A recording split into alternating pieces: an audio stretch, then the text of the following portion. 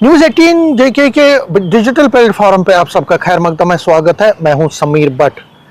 पिछले 24 घंटे में जो बड़ी घटनाएं घटित हुई हैं और जो आज घटनाएं घटित होंगी उस पर आज हम आपसे बात करेंगे। अगर हम पिछले 24 घंटे की बात करें तो जो न्यूज़पेपर्स की जो मेन हेडलाइंस बनी है जम्मू की, वो ज़्यादातर बनी है जो कल 5 राज्यों के इलेक्शन रिजल्ट्स डिक्लेयर हुए हैं। और उस में अगर हम वेस्ट बंगाल की बात करें तो पहली बार बीजेपी ने वहाँ जीत हासिल की और हिस्ट्री क्रिएट कर दी। 200 से ज़्यादा सीटें उसने वहाँ से जीती हैं। और ममता बनर्जी लेड टीएमसी का एक तरह से हम कह सकते हैं कि सफाया तो नहीं कर सकते हैं, लेकिन उनका बहुत बड़ा डाउनफॉल हुआ है।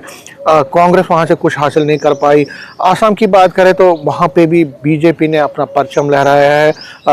वहाँ बीजेपी दोबारा से सत्ता में आई और पांडिचेरी में भी बीजेपी लेड अलायंस जो है वो सरकार बनाने जा रहा है। केरला में कांग्रेस वापस आ गई है कई सालों के बाद। और तमिलनाडु में जो विजय है एक्टर, वो सीएम बन सकते हैं क्योंकि उनकी पार्टी लार्जेस्ट पार्टी बन गई है। तो कुल मिला के बीजेपी के लिए एक अच्छा रिजल्ट निकला है और बीजेपी के जो नेता हैं वो गदगद है।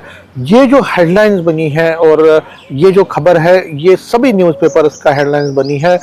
इसके साथ साथ जो जिस तरह से उमर अब्दुल्ला ने कल एक ट्वीट किया और उस ट्वीट में उन्होंने एक हम तो अनपार्लियामेंट्री तरह का एक लैंग्वेज इस्तेमाल किया, उसको भी सुर्खियां बटोरी है उसने भी। और जम्मू कश्मीर बीजेपी के नेताओं ने उस पर रिएक्शन भी दी थी कल। वो जो एंगर उन्होंने एक्चुअली जाहिर किया था उस ट्वीट के ज़रिए, उस पर रिएक्शन दी बीजेपी वालों ने। और बीजेपी के नेताओं ने ये कहा कि अब 3 साल ही हैं, 3 साल के बाद बीजेपी ही यहाँ सरकार बनाएगी और जम्मू कश्मीर में नेशनल कॉन्फ्रेंस का सफाया होगा। कांग्रेस की जो बुरी हालत हुई है उस पर भी बीजेपी ने कटाक्ष किया है कांग्रेस को। तो कहीं ना कहीं ये जो खबरें हैं ये मेन लीड बनी है कल न्यूज़पेपर्स का। और अगर हम आज की बात करें तो आज देखिए इसी पर हमारी नज़र रहेगी कि जिस तरह से कल सियासी हालात बने हैं और कल भी बीजेपी ने कल जिस तरह से कटाक्ष किया है कांग्रेस को और बीजेपी ने नेशनल कॉन्फ्रेंस को कटाक्ष किया है, उस पर बीजेपी के इस कटाक्ष को, इस हमले को कांग्रेस और नेशनल कॉन्फ्रेंस किस तरह से लेती है उस पर आज हमारी नज़र रहेगी। इसके साथ साथ जो अगर हम डिस्ट्रिक्ट्स की बात करें तो डिस्ट्रिक्ट्स में भी जो हमारे रिपोर्टर है वो जो बीजेपी के सेलिब्रेशंस हैं कल से लगातार हमने देखा बीजेपी ने जम्मू में, कश्मीर में डिस्ट्रिक्ट वाइज भी सेलिब्रेशंस की हैं। उन सेलिब्रेशंस को का भी सिलसिला जारी रहेगा, आज भी वो जारी रहेगा। और इसके साथ साथ मैं अगर हम बात करूँ तो बहुत सारी जगहों पे जो पहाड़ी इलाकों में मौसम का मिजाज बदला है उस पर भी नज़र रहेगी। अमरनाथ यात्रा के सिलसिले में जो तैयारियां हैं उस पर भी आज हमारी नज़र रहेगी।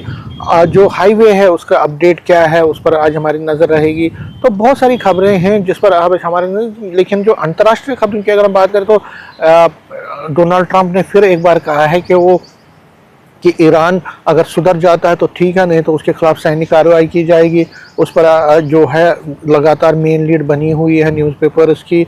और भी कई जो खबरें हैं जो नेशनल लेवल की, इंटरनेशनल लेवल की और जम्मू कश्मीर स्पेसिफिक खबरें हैं उस पर नज़र रहेगी। और ख़ासकर दरबार मूव अब कल से श्रीनगर में खुल गया है।